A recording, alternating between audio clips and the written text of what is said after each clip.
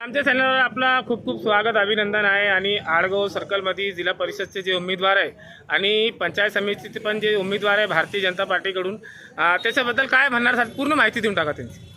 रामो काका शेळके हे खूप विचारवंत आणि कर्तृत्ववान असे व्यक्ती आहे आणि त्यांना कार्यकर्त्याची जाण आहे, गोरगरिबाची जाण आहे।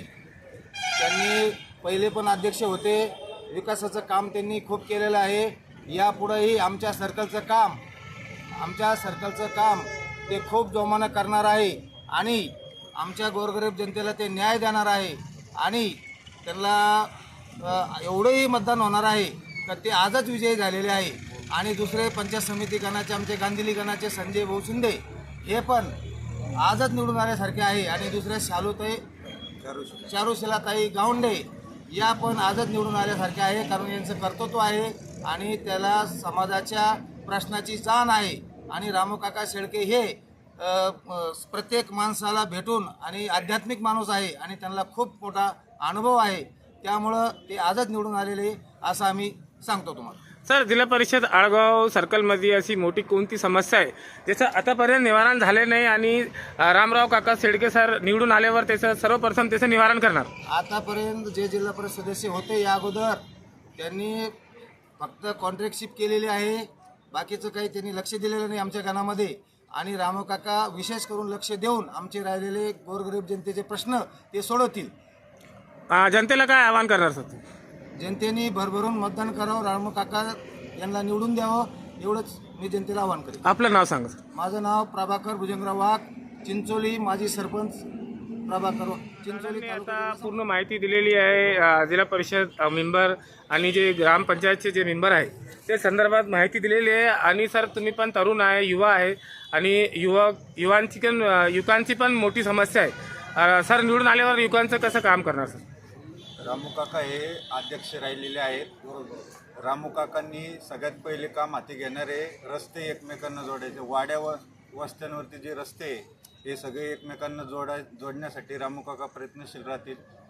आणखी पण युवकांचे रोजगारासंबंधीचे विषय, आता आपल्या बाजूला DMIC आलेली आहे, तिथं आपल्या भागातील युवकांना कसं स्थान देता येईल यासाठी रामू काका कटिबद्ध आहे। सर, महिलांसाठी जे शासनाकडून जे स्कीम राबवण्यात येते ते स्कीमचा कसा लाभ देणार महिलांना? लाडकी बहीण योजना ही भारतीय जनता पार्टी, शिवसेना, राष्ट्रवादी या महायुती सरकारने चालू केलेली आहे। त्याच्यामध्ये मुख्यमंत्री देवेंद्र फडणवीस साहेबांनी सांगितलं आता 1500 रुपयाचे लाडकी बहिणींना 2100 रुपये करणार आहे। याचा लाभ महिलांना डायरेक्ट थेट होतो। काँग्रेसच्या टाईममध्ये हा वरतून 1 रुपया आलेला 25 पैसे 10 पैसे खाली पोचत होते, आज 100% पैसे आपले महिलांपर्यंत पोचते, शेतकऱ्याच्या गोरगरीब जनतेच्या खात्यात पोचते।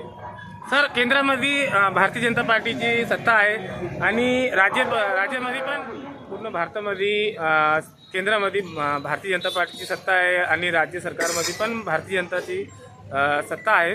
तर आपल्या संभाजीनगरला कसा न्याय मिळणार, असा लाभ कसा मिळणार सत्तेकडून? देशामध्ये नरेंद्र मोदीजीचं सरकार आहे, राज्यामध्ये देवेंद्रजीचं सरकार आहे। जिल्हा परिषदला जर समजा भारतीय जनता पार्टीचं सभापती झाला, अध्यक्ष झाले, तर भारतीय जनता पार्टीमुळे जेवढे काही कामं आहे आपण बघितलं, काँग्रेस होतं तोपर्यंत काही रस्ते दिसत होते का? आज तुम्हाला कुठं पण जायचं तर कमी वेळात तुम्ही पोहोचू शकता, दळणवळणाची व्यवस्था चांगली झाली। आज तुम्ही मुंबईला जायचं तर 4-5 तासात पोहोचू शकता। शेतकरी समजा सकाळी निघला तर संध्याकाळी परत मुंबईला माल देऊन वापस येतोय, हे सगळं भारतीय जनता पार्टीनेच केलं। सर, जनतेला काय आवाहन करणार, आपलं पूर्ण नाव सांगा।